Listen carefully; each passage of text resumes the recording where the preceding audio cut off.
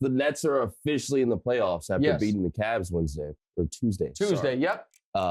They say Ben Simmons might come back. Yeah. And Milwaukee definitely made the right call in dodging these guys. If Kyrie does end up having a great postseason, will that mean that he was worth all the headache? All right, first of all, a little editorializing that Milwaukee definitely made the right call dodging them. I'm not even sure Milwaukee was dodging them as much as Milwaukee was trying to play the Bulls, who they'll be able to deal with in 4 games as opposed to a maybe 5 or 6 game series with Brooklyn. The Kyrie question is interesting. Listen, if the Nets win the title, then of course Kyrie's worth the headache. But I think the more likely outcome is somewhere in the gray area, right? If the Nets win the title, then yeah, it was all worth it. And Kyrie gets a max extension, and the KD and Kyrie thing ends up being a success.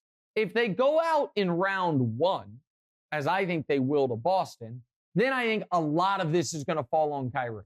A lot of the blame is going to fall on Kyrie because people are going to justifiably say they wouldn't be playing a team as good as Boston in round 1 if Kyrie had been available throughout the beginning portion of the season.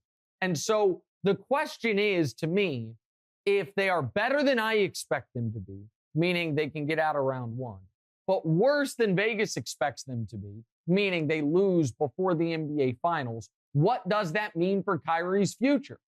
Because let's just say they beat the Celtics in a hard-fought series and then Milwaukee dispatches them in 6. What do you do if Kyrie opts out and then asks for the max extension? I think you have to give it to him because you can't worry about losing and sorry to use these cold terms, but the asset for nothing. However, should anyone feel comfortable Kyrie on the other side of 30 with his own, let's call them idiosyncrasies about committing long-term max money to him? I wouldn't. I also think that you saw in the Tuesday night play-in game the good and the bad of the Nets. They were up 40-20 after the first quarter. Demonza, you came to me then middle of the fourth quarter and said, this is actually still a game. Yeah. The Cavs have been awful for 2 months, 9-18 in their last 27. And they clawed back into that. Kyrie was 80% from the field. KD was excellent on both ends.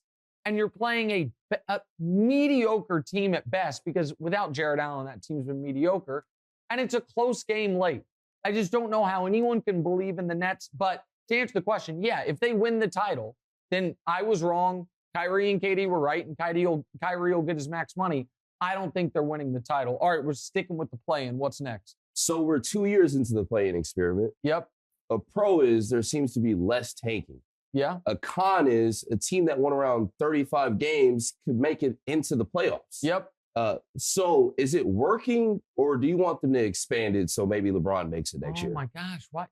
LeBron, there's no reason to bring up LeBron here. No, I definitely don't want them to expand it.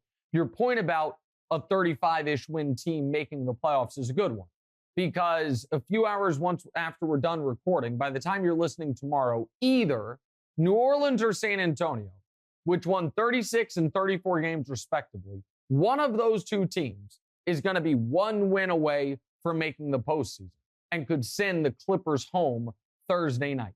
That's not ideal. I like the plan. I think it's been a smart addition. I do think it has eliminated some tanking, not all tanking, but some tanking. I would be okay with the prerequisite of you are not play-in eligible if you're sub 500. That we're not doing this to reward really bad teams. Or you know what? We could even give them a game below 500. If you don't get to 40 wins, you're not play-in eligible. But I don't think they're going to do that. What they could do, and sorry to bring this up for the second straight show, but what they could and what they should do is let the top seeds pick who they play in the first round. Then it is a real reward for Phoenix to be the 1 seed. Because I know that the Clippers lost to the Timberwolves on Tuesday night, and Patrick Beverley, as we mentioned, celebrated like he won a national championship. But if you're the Suns, say the Clippers end up winning their second play-in game, you get them with the potential of Kawhi coming back, I think you'd rather play Minnesota. I think you'd rather opt into that Minnesota matchup. And so I would be fine with leaving the play-in exactly as is if you let guys pick their round 1 opponents. I don't love the fact that you could have this great regular season. A team could punt on the entirety of the regular season, just, kind of the way they didn't do it on purpose, but Brooklyn did, and then could end up having a better path to the finals in some scenarios than the 1 seed would. So I do think it needs some tweaking, but I think the play-in has been a smart addition. Hey, thanks for watching. Hit the subscribe button to get more from the show, and make sure to click the bell to get notified every time new content drops.